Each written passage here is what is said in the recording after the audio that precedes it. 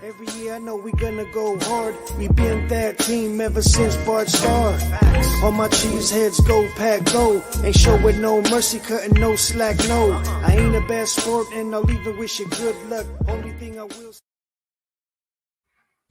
Good evening. Welcome into Lombardi's Legends podcast. I am Wags, and joining me is Dane, and we are live here on the IG. Dane will be joining me here in just a moment, and also on our Facebook, Twitter, and YouTube channel. So, folks, if you're able to join us here on the live stream in any of those channels, please go ahead and give us a shout, say hello. We're here tonight to evaluate all of the Packers draft picks in the 2023 NFL draft. So really excited to dive into this. We have 13 of them, so there's a lot of guys to get to, and some really high-end picks as well, since we had a lot of picks in the first 4 rounds of the draft for the Packers. So Dane here is joining me here on the IG now. So Dane, how are you doing this evening? And what are your overall thoughts here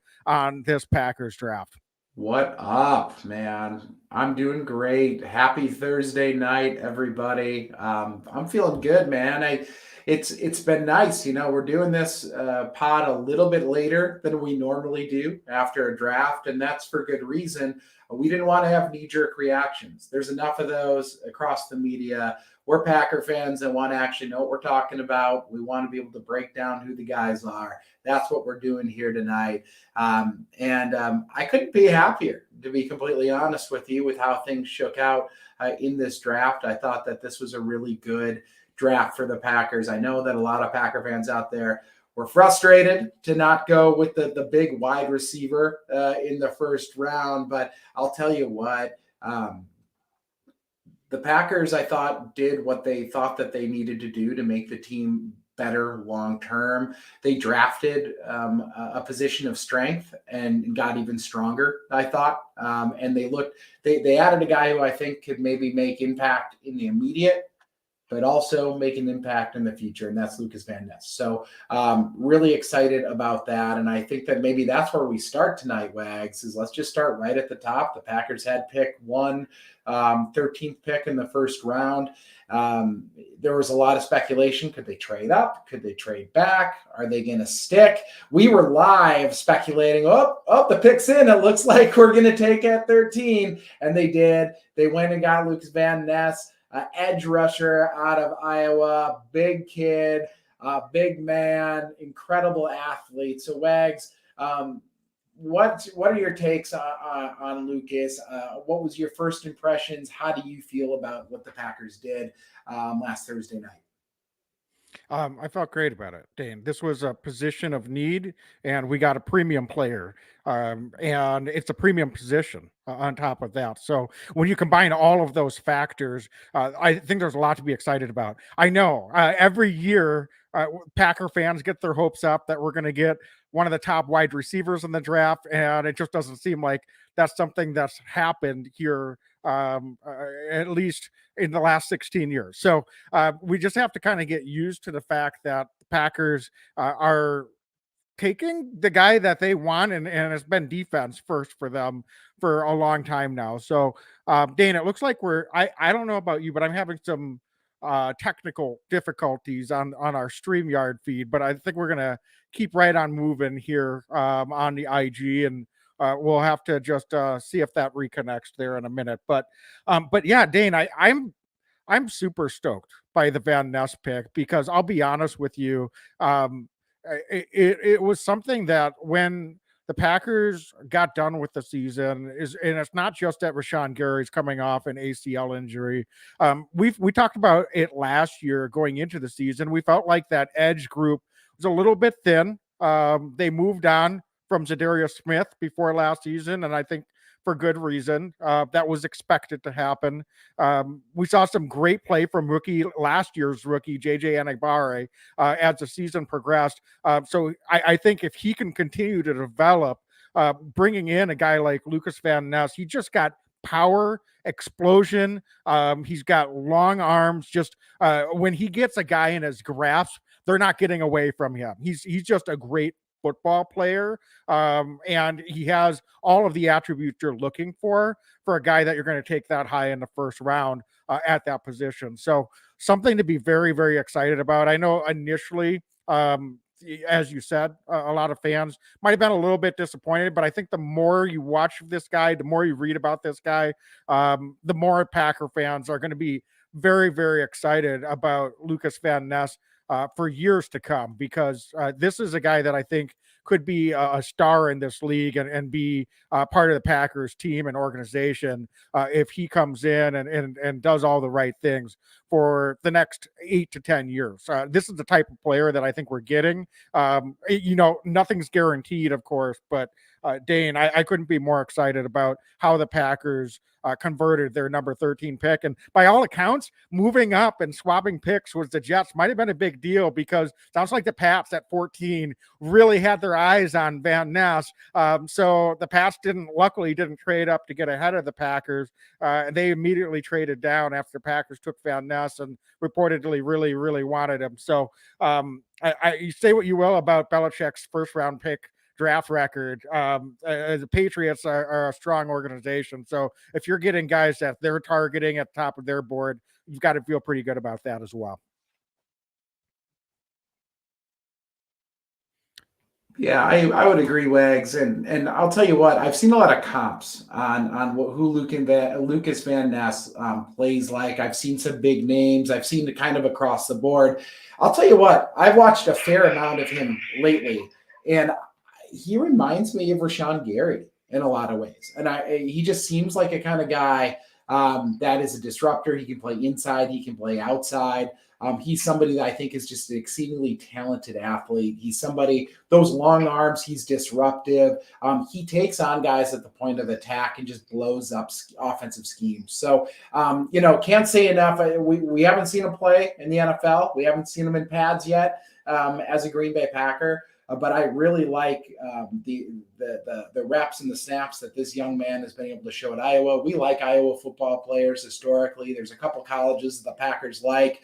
Iowa's one of them. We've had a ton of success drafting young men out of Iowa. They're good guys historically. They're hardworking dudes historically, and they're guys that put it out there on the football field. And I'm expecting Lukas Van Ness to add to that tradition.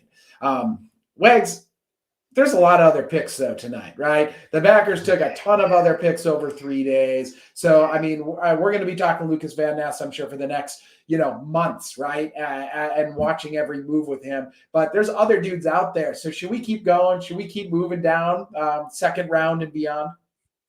Yep, absolutely. So I think with the second round, obviously number 42, again, one of the Jets picks, the Packers took Luke Musgrave from Oregon State, the tight end. So a very athletic tight end, projected to be a top 5 tight end in this draft as a prospect. I know there were some Packer fans were thinking maybe we go first round with tight end with either Meyer or Kincaid, but the Packers got their guy in Musgrave in round 2 and held pat.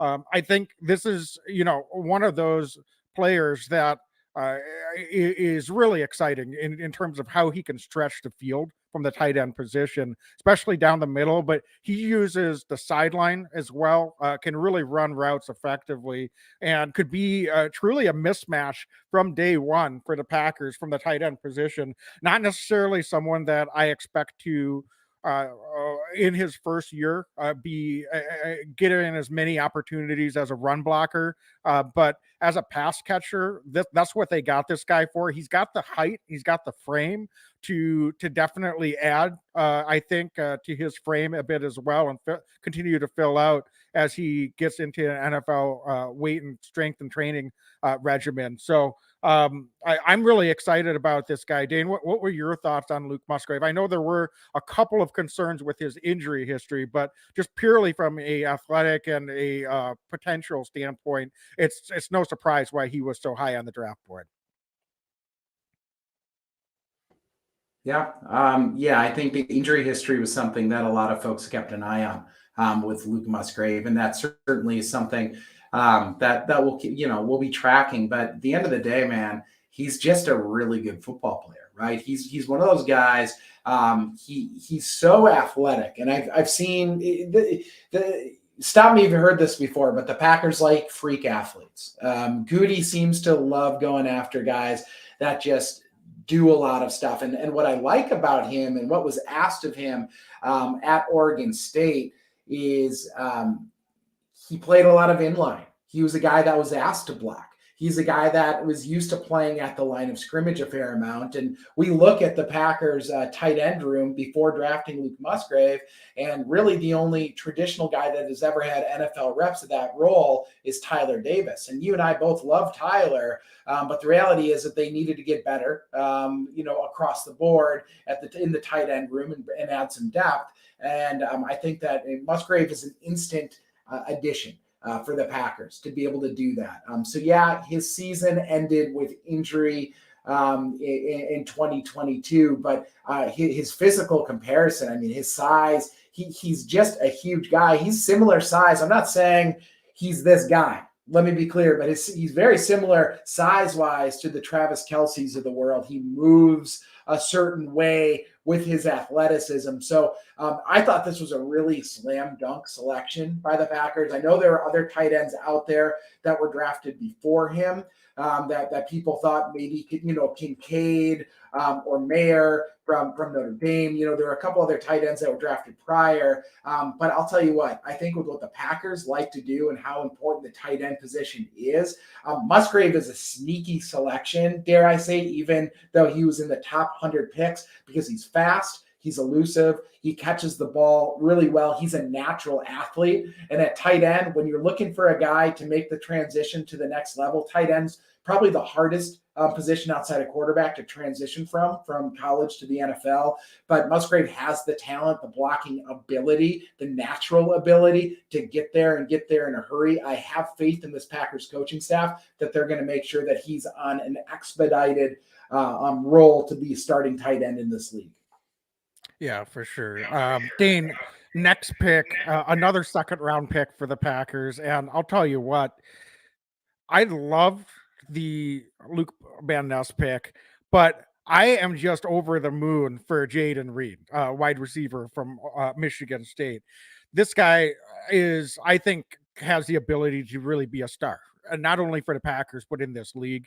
And I don't say that lightly, but when you watch this guy play, he makes all of the catches, just amazing body control with the ball in the air. He's able to adjust to the ball in the air. He can catch going to the ground. He can catch over the shoulder. He can beat guys deep. Sub 4.40 speed. He's just a phenomenal football player. Faster on the field. You talk about football speed. He's fast. He is truly fast, but he also can run away from guys on the football field, and he's just very smooth.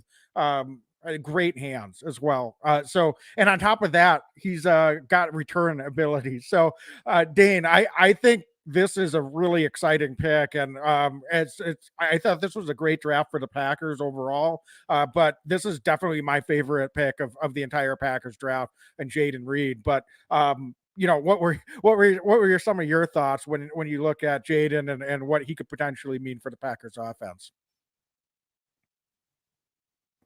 Yeah, I was surprised, and I don't mean this in a negative way, a little bit by this selection. And again, not negatively, because I agree with you, Wags. He's a playmaker, and we need playmakers. The reason I was a little surprised is just truly based on comp, on how this Packers have drafted wide receivers over the last few years. They tend to like bigger bodied wide receivers. And I looked at Reed, and he's I don't want to say slight, but he's definitely not the size, right, that we're used to out of some of the Green Bay Packer wide receivers over the last couple of years. And I think of the Allen Lazards of the world. I mean, Lazard's a former tight end for goodness sake, right? But even some of the other guys that we've drafted are a little bit larger. Jayden Reed's not that, but what he is he's a freak athlete. He's a guy who is I think he's born to play the slot in the NFL. He's going to be one of those guys that has the ability to do that. He, like you said it, Wicks, he catches everything. He was clocked at a 4.45 by some. The Packers clocked him at 4.37. So dude can fly. And all of a sudden, the Green Bay Packers have a young, extremely athletic and fast wide receiver group coming up. I mean, when you think of Christian Watson, you think of Romeo Doubs, and now you think of Jayden Reed, and you add, Torrey and some of the other young men that we drafted, and Jeff Cotton Jr. and Bo Melton. I mean, these guys can fly. All of those guys are very, very fast wide receivers. And that's what I think really stood out to me for Jayden Reed is you can teach a lot of things. You can't teach pure speed. And this is an explosive bunch. The day one was the Packers were building towards the future on their defense. We have first round picks across every level on the defensive side of the ball.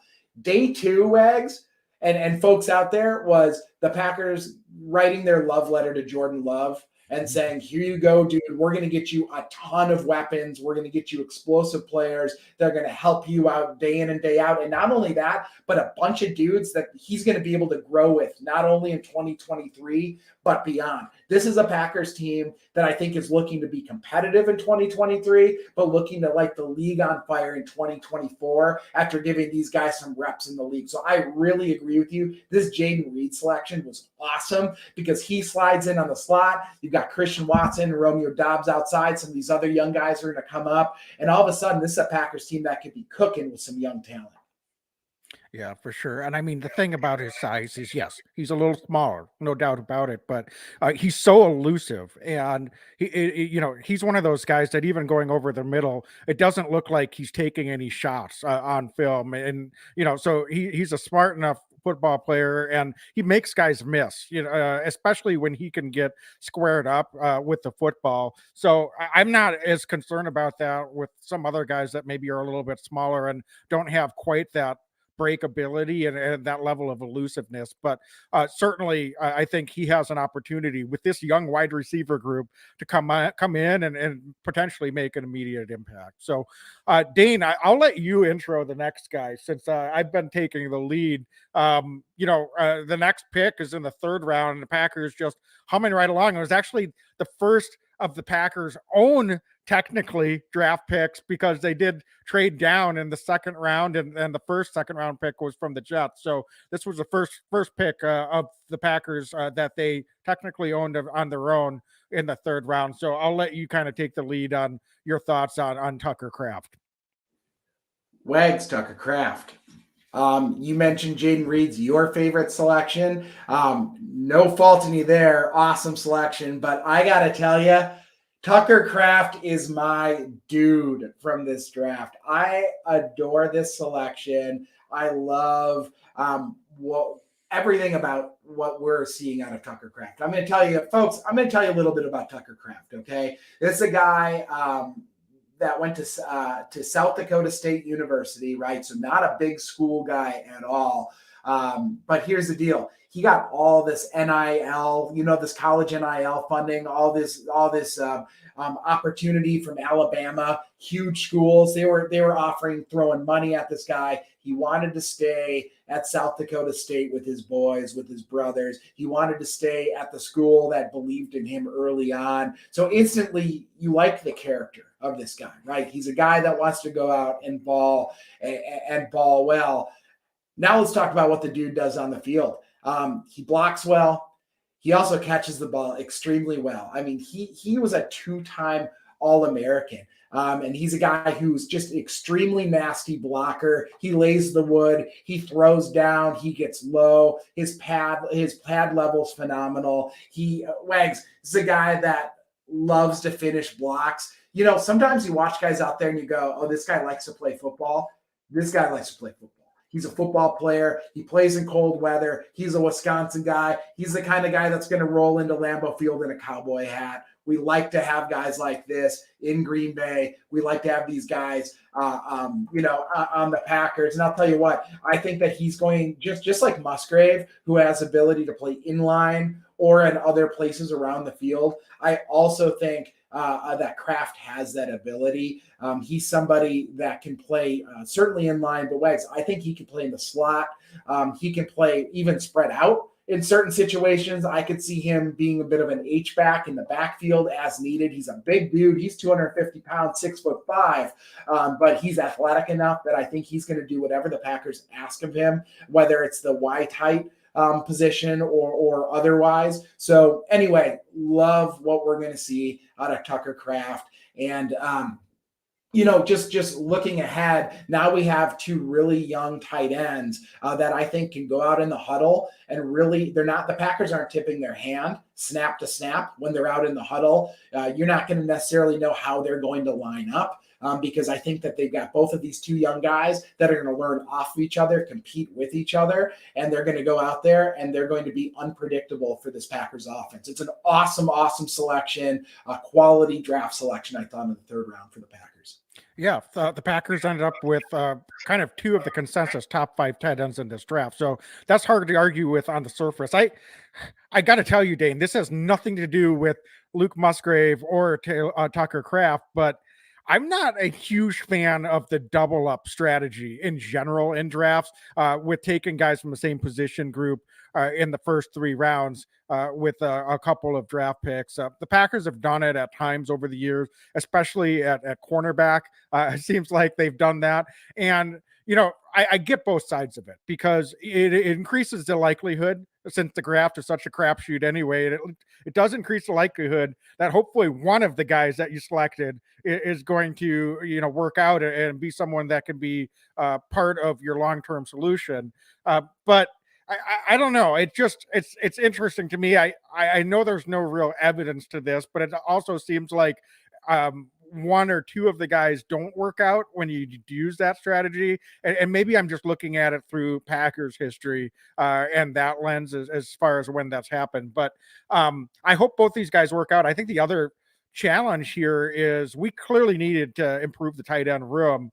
But it's going to be interesting to see. We've got so much inexperience, and tight end is not a position that's easy to come in right away and have an impact. You've got to learn all of the blocking scheme. You've got to learn all of the pass route schemes. There's just a lot of responsibility for both of these guys. So I'm hoping that they can find a way to align to the strengths that they have and not try to put too much on these guys' plates so that they are able to come in and give you some of what the Packers will need. And I think that's something for Jordan Love to have as a big target over the middle, stretch the defense a little bit. But they might need to add a little bit of help or rely on some of the veterans that they have there who aren't really like 5-year veterans, right? We like DeGar and we like Tyler Davis, but those guys are pretty early in their career as well. So it's going to be interesting to see how this group works out, but I'll be very anxious watching some of the reports coming out of camp with rookie orientation this weekend and with the OTAs to hear how these guys are progressing and how they look in their first action on the field. So Wags, after the Packers do this double dip, right, and they go offensive here for a little bit, they head back in the 4th round at pick 116, and they go defense. And they went to another position where I felt like I think that we're getting settled. It's going to be a young defensive front with Kenny. I mean, Kenny Clark is exceedingly experienced, but outside of that, TJ Slayton, a guy that we love since he's been drafted. I thought he flashed like crazy last year, and then Devontae Wyatt, man, came on hot at the end of the year, 1st-round pick last year. But you know what? We went ahead in the 4th round, and we went and got Colby Wooden, and Colby Wooden's a guy. Folks, 3-year starter at Auburn, did a little bit of everything there. I mean, he's a dude that if I have been watching him, he looked like he lined up off the edge at certain times. It looked like he'd done a little bit of everything, but I think primarily in Green Bay, they're going to ask this dude to play along the defensive line. And the Packers traditionally have been playing kind of this 2-down lineman position, but sometimes 3 down linemen. I expect to see Wooden get out there, get his hand in the dirt, and play more traditional snaps along as kind of potentially a 3 technique for the Packers. And he's a guy that is really, really good at playing gaps. He's a guy that can be really disruptive, uses his hands well on the inside. I think that's some of his great strength, is he's so fast off the snap, and he uses a lot of power in his game. So really nice selection, I thought, again, for the Packers. And I'm not just saying that because we're Packer podcasters. I really liked this selection. So Colby Wooden, 4th round selection, I thought was a really good value pick at that round. I thought he could have been a 3rd rounder. Packers being able to swoop in, get him in the 4th round. He's going to play meaningful snaps for the Packers this year. That's the reality of this league. Packers play more than 3 down linemen often. That 4th guy, Colby Wooden, he's going to be that guy, I think, unless they add a veteran talent. Even if they do, he's going to get every opportunity to get snaps.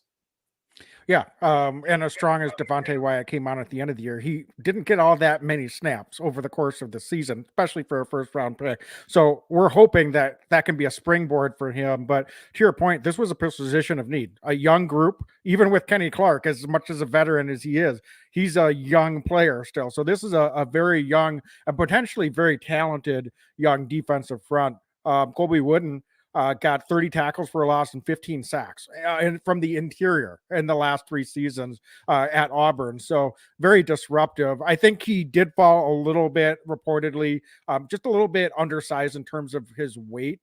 So that might be something that the Packers are going to be working with him on, just to see if he can add a little bit more weight to his frame. He's an athletic guy, though, very, very quick lateral side to side. And that's evidence on tape and by his ability to be disruptive in making plays behind the line of scrimmage. So I was really excited by this pick as well. I think one other thing just to note, it's not the Packers. We talked about Lukas Van Ness.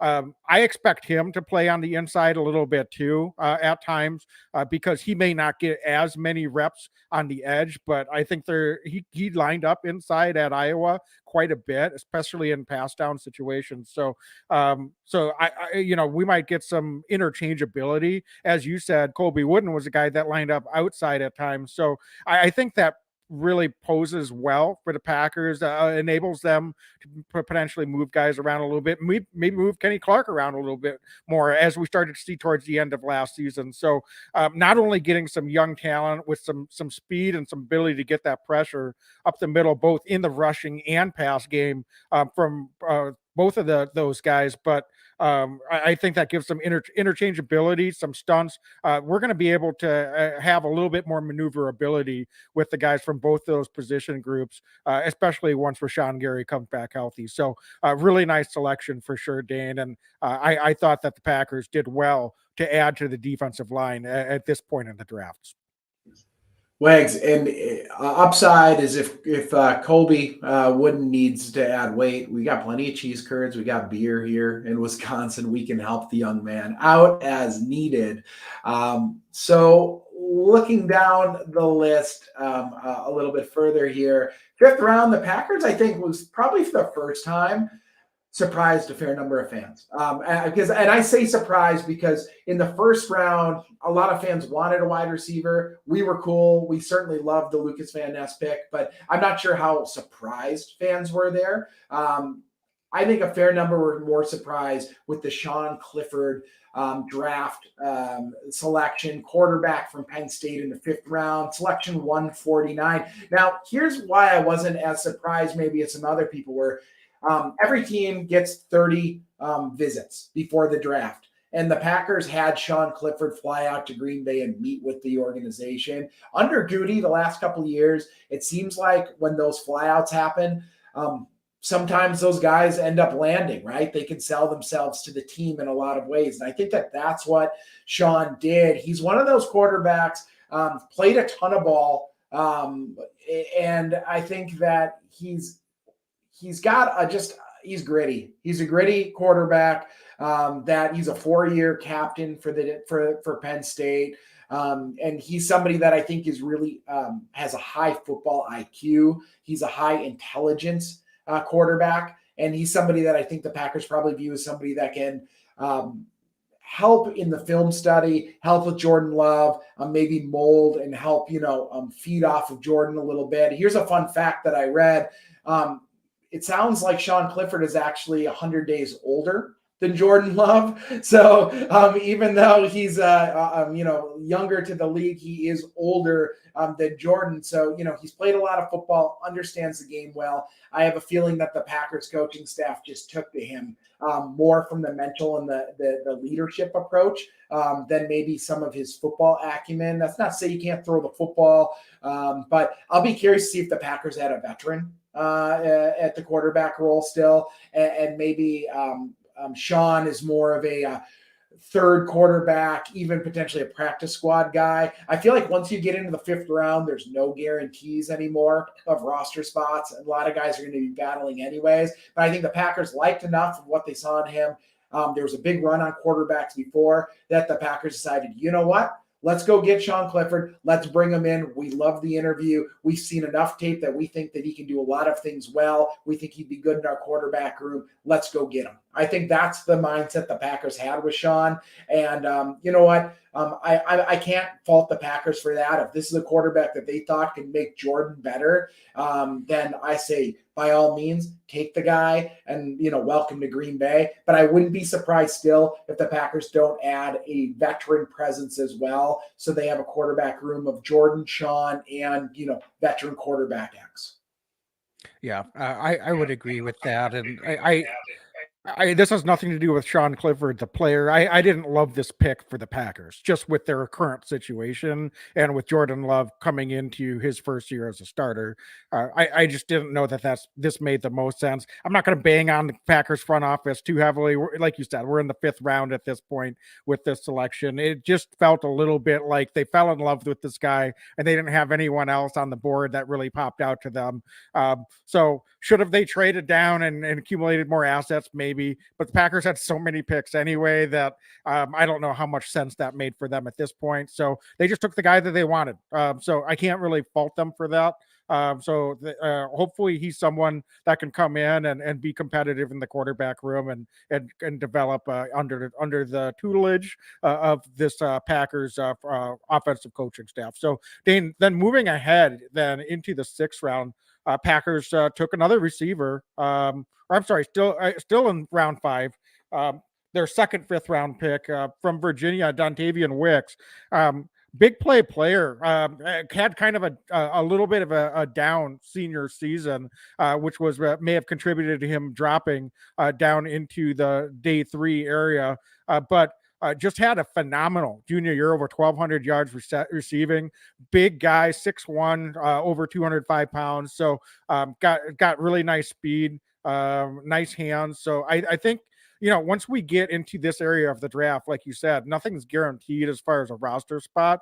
But I'm really excited. The Packers have had some success drafting wide receiver around this position in the draft over the years, and I think he's someone that could go either way, but it clearly has a lot of potential. And so I like what the Packers did here with Dontayvion Wicks as well, and to get more guys into this wide receiver room. Very, very young wide receiver core. I think this is as young as a wide receiver group as I can remember. And I know Coach LaFleur said a couple weeks ago that they would like to go out and still sign a veteran.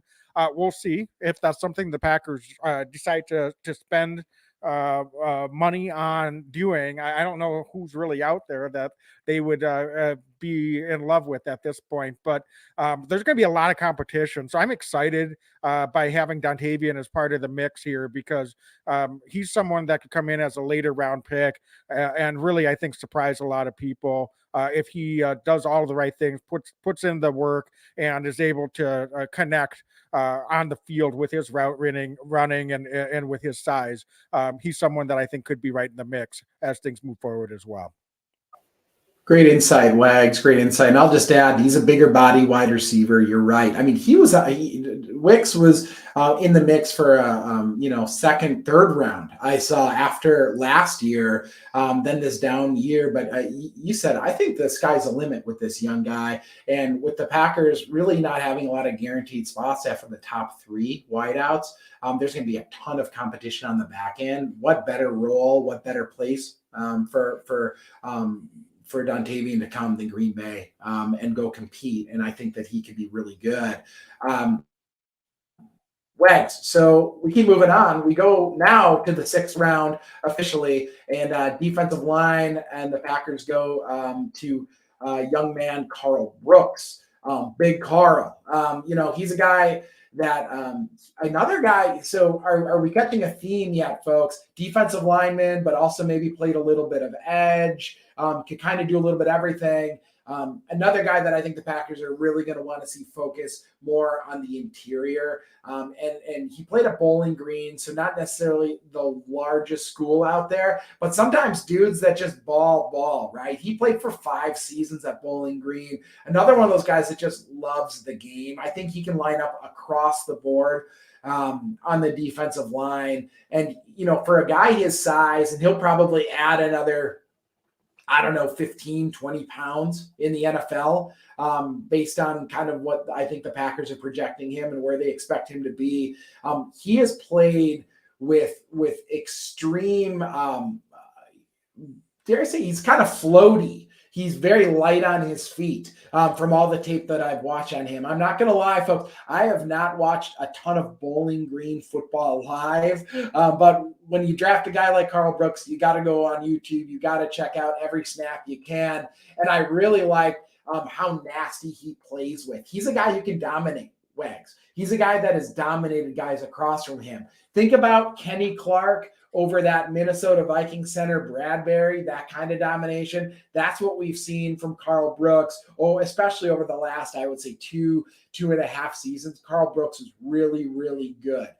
So really excited to see him come in and battle for a roster spot. The Packers have carried 5 to 6 defensive linemen over the last couple of seasons. They carry a couple more on the practice squad historically. I expect Karl Brooks to come in. I expect him to compete, and I expect him to potentially earn a roster spot on the 53 or show enough that he's going to stick around in Green Bay. So keep an eye on Karl. Not sure what number he's going to be yet. He was 44 in college, but you just got to love a guy who can play across the board like Karl Brooks did. So keep an eye on him. But nice selection at another position where they needed a selection. Karl Brooks from Bowling Green. Nice pick by Goody. Yep. And the next pick in the 6th round was a kicker. So is this the end of the Mason Crosby era officially? I don't know that we know that for sure. But clearly they're going to have Anders Carlson out of Auburn and Parker White as the 2 kickers probably for most of the offseason program. And we'll see how that competition goes. But kicker in the 6th round. Now, there's some questions with this pick.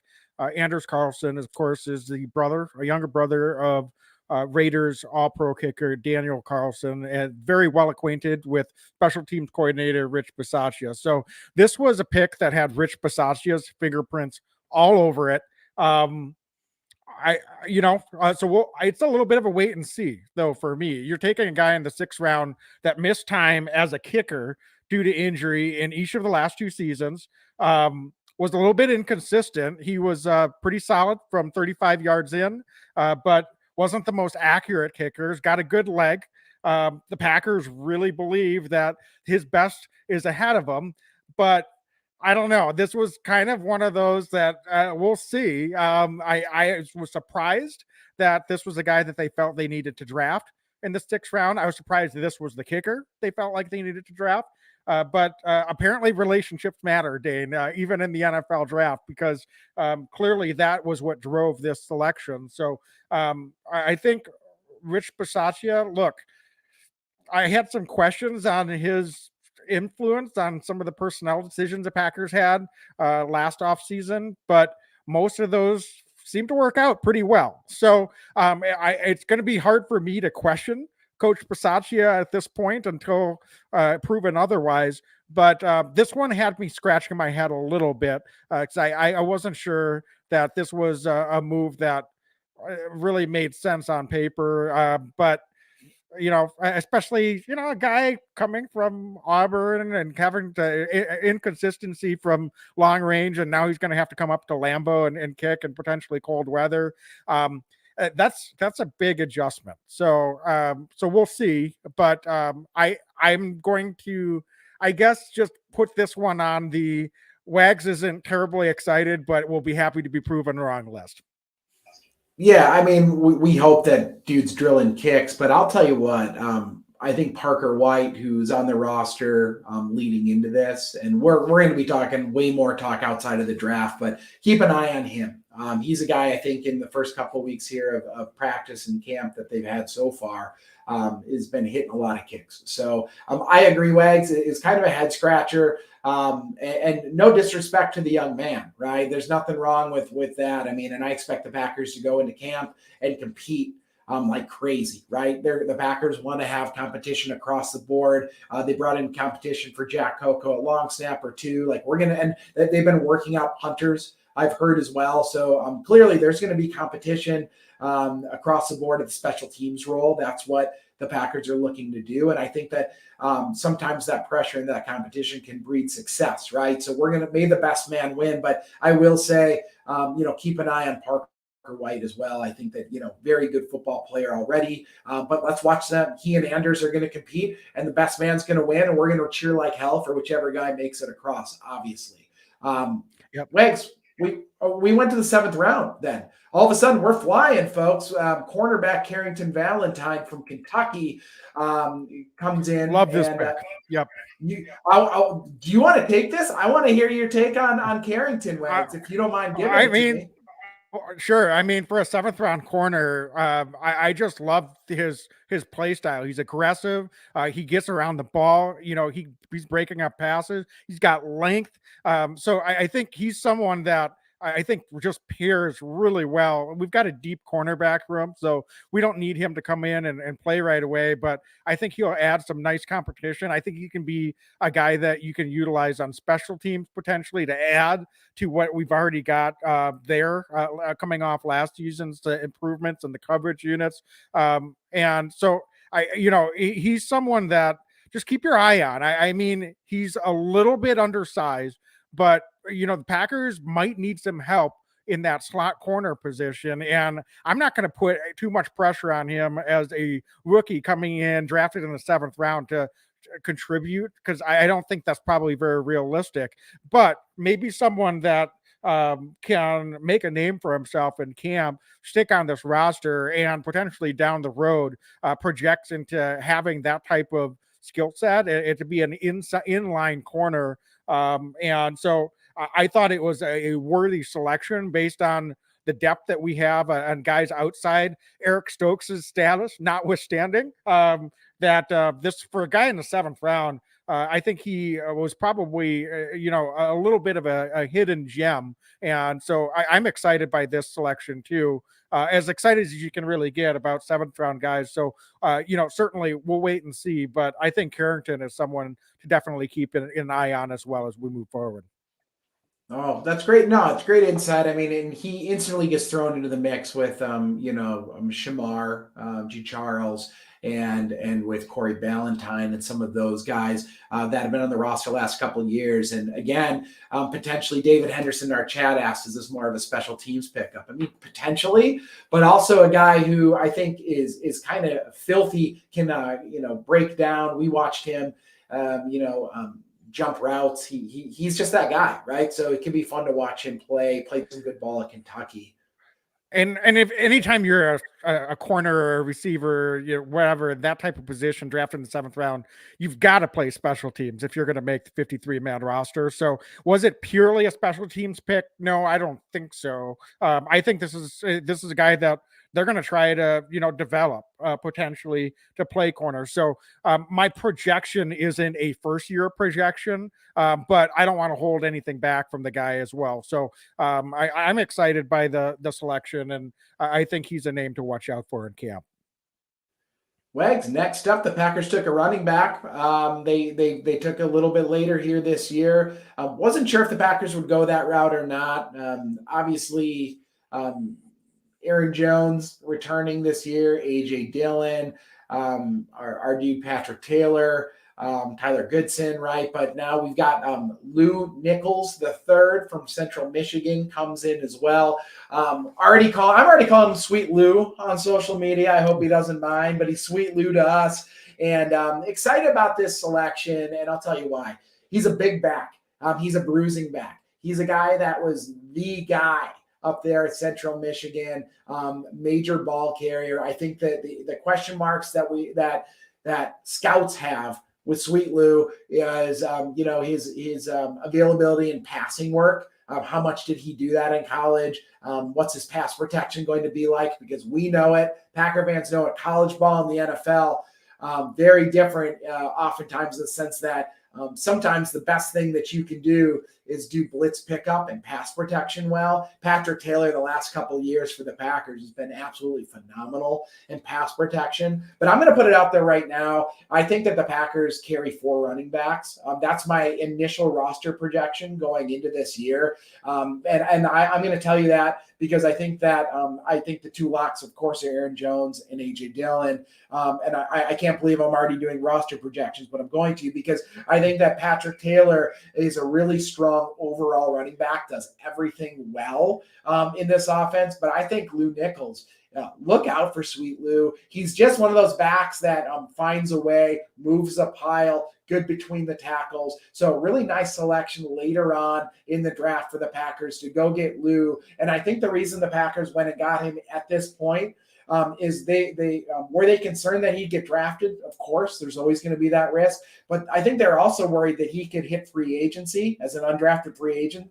And, then all bets are off because I think he would have been a really sought after commodity from a number of teams in the league looking to add to their running back room. So the Packers use that 7th round pick. We're able to, earn the rights to Lou Nichols III, and he's going to come into camp and compete. And I think Packer fans are going to love to watch him once the pads get on because he loves to be a physical runner.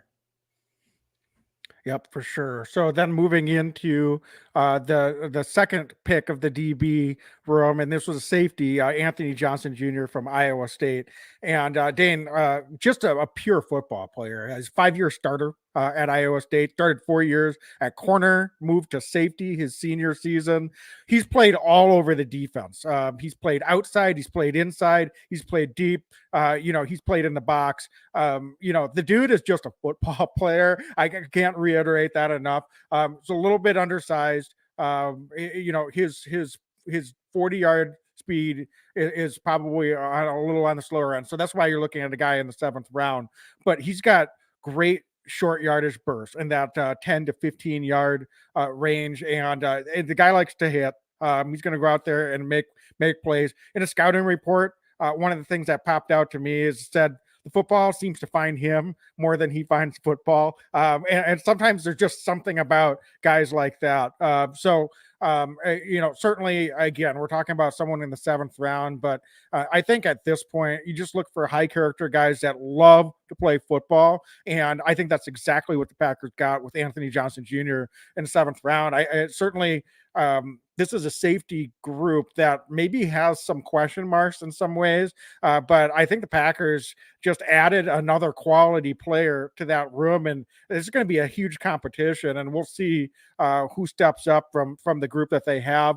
Certainly could go out and still potentially resign Adrian Amos. It's sort of the scuttlebutt, but I like Anthony Johnson Jr. as a football player, and for getting a guy like that in the 7th round, I don't think you can go wrong there. Wicks, was this maybe the sneakiest, like high upside selection in the draft for the Packers? Because you said it, he played corner. Speed might not quite be there for cornerback at the NFL level, but he's still scratching the surface, I think, playing this position of safety. At the next level, he does like to hit. He's a good football player. He's kind of a ball hawk to a certain degree, but he's going to be a guy that knows where to go. Could he sneakily earn snaps instantly for this Packers team, potentially on defense? Just stay tuned. I'm not promising anything, but I think he could be sneakier than people realize.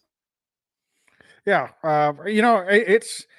It's look, this is why these picks matter. You can't just discount them because, oh, he was a 7th round pick. Packers have lots of undrafted guys that have been on the roster over the last few years. They don't really care about who was drafted where, whether they were drafted. They just want football players. And sometimes that's more important than anything else. Who's going to come in, watch film, be in the weight room, do all of the drills, really integrate themselves to understanding and be a student of the game, first of all. And I think that's what they're getting with a guy like this. I think that's what they're getting with a guy like Carrington. Those are the types of players that you look for deep in the draft that maybe they have some things from a speed or athletic standpoint or injury history or whatever that might have been valid reasons for them sliding down in draft position or going undrafted potentially. But there's a difference when you've got that heart and you really want to make it happen to whatever extent you have to have a career at the next level. Because we've seen, how many guys have we seen come in first, second, third round picks that flame out in a year or two because they have all the talent in the world, but maybe they just don't really have their heart in it to continue to play football at the next level. So anyway, I'll get off my soapbox, but I agree with you completely, Dane. This could be another one of those hidden gems, and Packers seem to do it every year. So it's easy to get excited about some of these guys when they do. So finally, this year's draft, the Packers went back one more time to the wide receiver group, Wags. And I forgive us, Grant. We're going to have to ask you. I want to make sure I'm pronouncing your last name right, but it's wide receiver. I'm going to go for it. Grant DuBose? Dubois? Grant DuBose is what I'm going to say. And we're going to find out so we never mispronounce it again. But Grant DuBose, wide receiver, another guy who I like, I watch as much tape as I could find on him. And he's a guy who's a Senior Bowl wide receiver. And that's something that the Packers seem to really covet. He played for a couple of years, or I should say started for a couple of years at Charlotte. And, he's kind of got that big wide receiver body. Here's what I like about him. He's wearing number 86. He kind of plays like Antonio Freeman. And folks that are old enough to remember Antonio Freeman, Wags of my age and perhaps, older and slightly younger, Antonio Freeman was a phenomenal wide receiver for the Packers during the Super Bowl, 96 Super Bowl era. And Grant reminds me of that.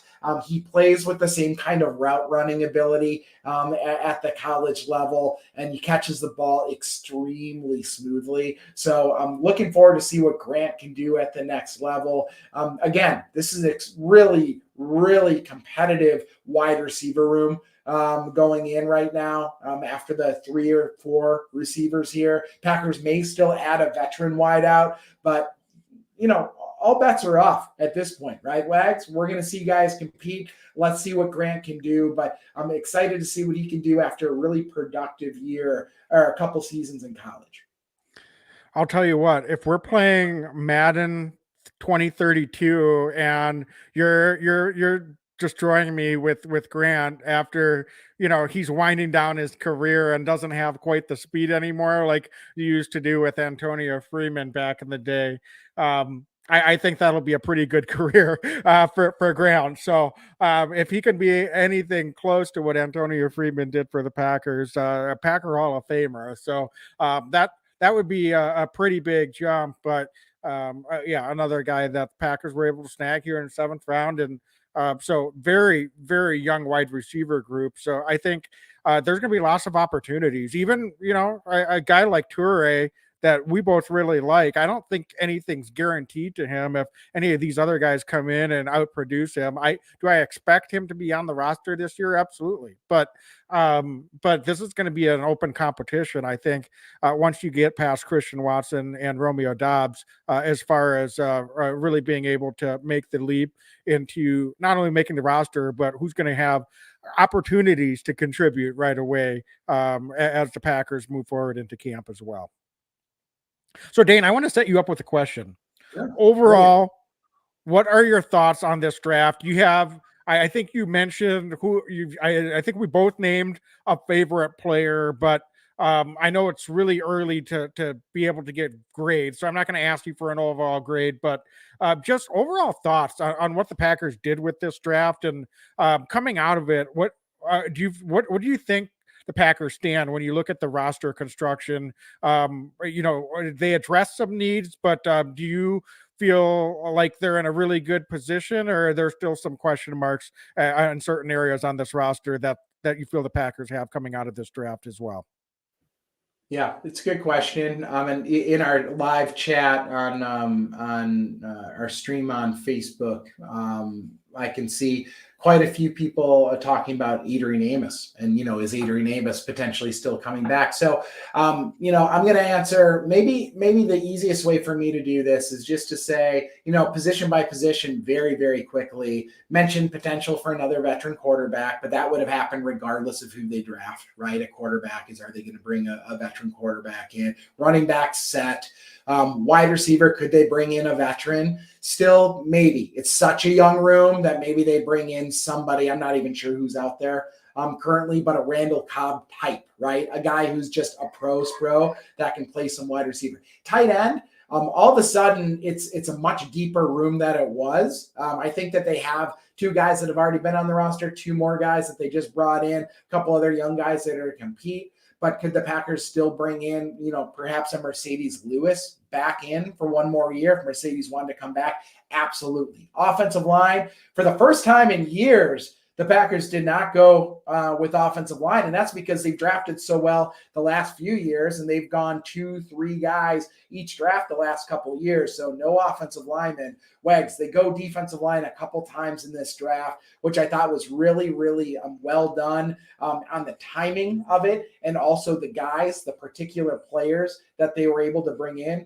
were really, really strong selections at both times. So I like that. Could they still bring in a veteran? Absolutely. It's the Green Bay Packers. The Packers seem to like to bring in a veteran presence the last couple of years. Defensive line, I've noticed in free agency, Wags, it's a position that sometimes just, there's a lot of guys that have played in the league that you can bring in for a little less expensive than maybe some other positions. So I wouldn't be shocked if they bring in a veteran, at least in camp, to try to compete. Inside linebacker, set. Edge, set.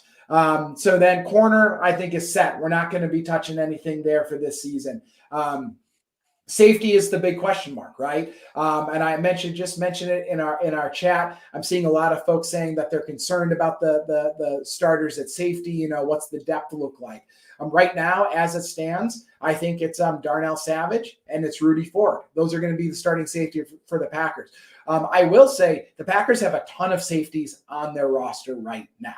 They have a lot of them between guys that they've signed free agency, guys that they brought in, through the draft, through undrafted free agency. There's a lot of just guys on the roster at safety. I think somebody that folks might be sleeping on a little bit was Innis Gaines, who gained a fair number of snaps last season, and also could Rasul Douglas, once Eric Stokes comes back, could Rasul Douglas end up at the safety position still? So there's still some moving parts there. I know a lot of folks would love to see Adrian Amos back. I actually slightly lean no on Adrian Amos. And that's because I think that there's other spots that the Packers could use their limited cap money on other than safety. And I think that there could be some real competition. I'm comfortable with Savage and Rudy Ford as our starters at safety with some severe competition behind them. So that's kind of where I'm at in this position. So Wags, when you to answer your question now, I really like what they did. They addressed need. They brought in some really good, talented players.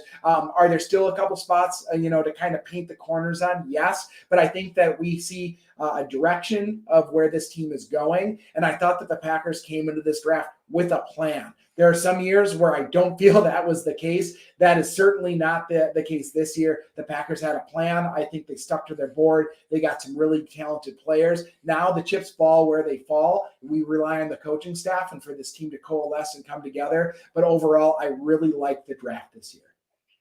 Yeah, for sure. So I think those some great thoughts, Dan, as we wrap up here tonight. And so, folks, thanks so much for joining us wherever you joined us, whether it was on the IG, Twitter, Facebook, YouTube. Check us out, Lombardi's Legends on Facebook. Like us, tell a friend. I know every podcaster out there says those cliche things, but really makes a difference. We appreciate you. Let us know what your thoughts are on this draft as well as we close up tonight on social media. We love to interact with you out there. So, folks, I am going to go ahead and sign us off here. As always, be legendary and go Pack Go. Pack, go. Every year I know we gonna go hard. We been that team ever since Bart started. All my cheese heads go Pack Go. Ain't showing no mercy, cutting no slack, no.